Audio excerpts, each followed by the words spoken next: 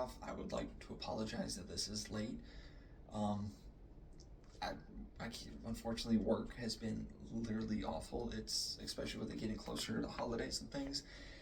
Nobody wants to come to work, but everybody wants to get arrested, and it has been nonstop a game of catch up and cat and mouse. So I'm sorry, but I was stuck in that, and I couldn't get out, or I couldn't do any of this while there, and so I apologize. Visualize an innocent man sitting on death row for a crime he didn't commit, waiting to die for something he never did. Now imagine the real criminal, the man who did such a crime, walking free, untouched and unfazed. Every year, studies question whether the death penalty actually stops people from committing crimes such as murder, rape, the vile things that when people see and hear, they instantly think, oh, that person should forfeit their life because they cannot be in society, they are a danger, they are a problem. But shockingly, it doesn't seem to do what people think and want it to do. Now let's consider why the belief that the death penalty deters crimes simply does not hold up. So, the United States still uses the death penalty in a number of states, justified by claiming that it stops future crimes, such as 27 states still use the death penalty, which, is a shocking number. You think it would be higher with the amount that you hear, but it also seems too high for how strenuous of a process you think it is. Texas is number one in these states and has 1/3 of the total amount of executions via death penalty are from that state. However, murder rates are consistently higher in death penalty states than in non-death penalty states. This would therefore mean that capital punishment does not provide the deterrent effect it should. It seems that the idea and the belief and knowledge that if you got caught for doing something, that you will be executed and forfeit your life does not seem to instill the fear that the people who still have death penalty want it to do. The system is flawed and may execute those who are innocent.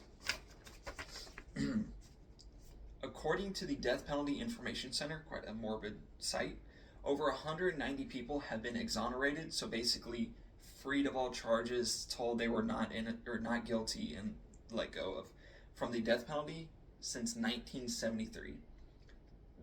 This is one person for every 8.2 that they execute. So it's not good odds. Granted, being, you're going to be a 1 in 8.2, but for knowing that many people are freed and wrongfully convicted and put in that compared to the total number is astonishing. But due to this, it means that the system not only fails to deter, but perpetuates injustice by putting these wrongfully convicted people in something that will be the end of them. What should be done instead of the death penalty, since it doesn't seem to work the way it is wanted to and intended to? Simply, you could abolish the death penalty and replace it with life imprisonment without parole. So you are stuck there for life and you have no chance of getting out. A little statistic here for you. Cash-wise, the death penalty costs $1 to $3 million per case, as to where life imprisonment, which is considered typically around 40 years, costs only $600,000 to $1.1 million. Death penalty is 2 to 5 times more expensive than just life in prison. By keeping the life imprisonment, it can ensure public safety by removing dangerous offenders from society. A similar idea from the death penalty, but this one does a lot more in the long run.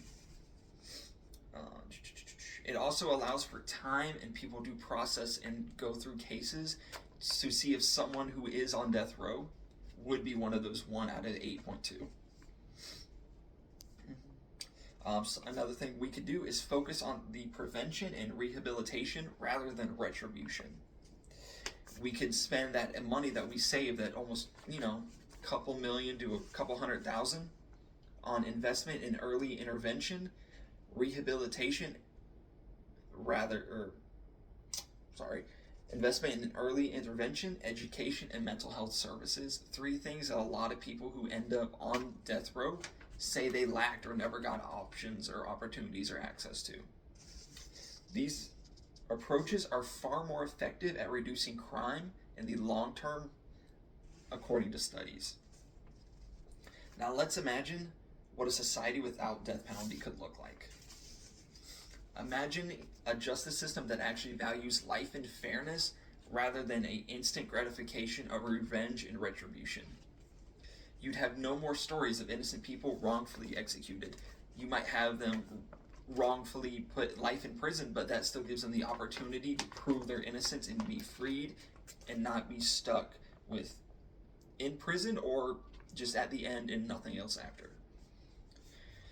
Resources channeled towards solving unsolved crimes and supporting the families of the victims would be in far greater access due to not having to waste extra money, copious amounts of money, on these death row inmates in cases and court hearings. So remember that America stands for justice, not revenge. That our justice system is capable of change and compassion rather than a self-righteous need to remove someone for a belief that they could or could not have done themselves.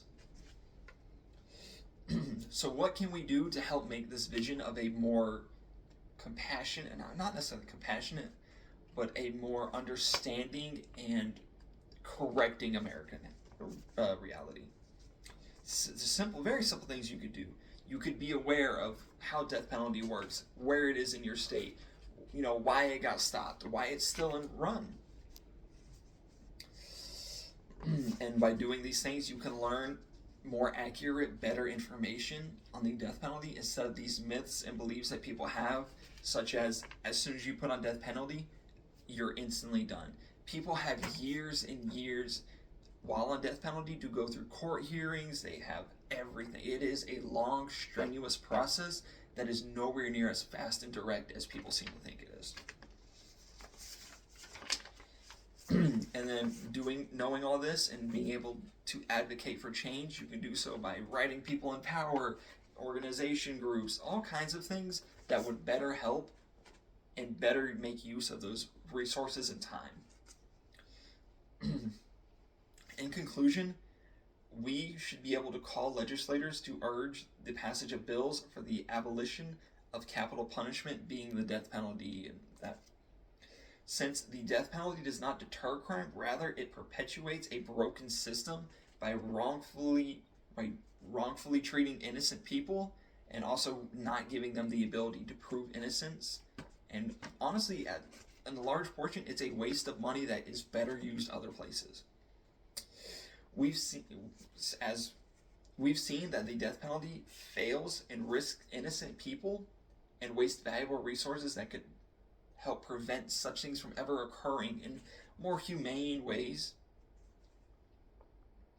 And to finish off, as Dr. Martin Luther King Jr. once said, returning hate for hate multiplies that hate. Abolishing the death penalty isn't about being soft on crime. It's actually about being strong enough to take justice over retribution and retaliation.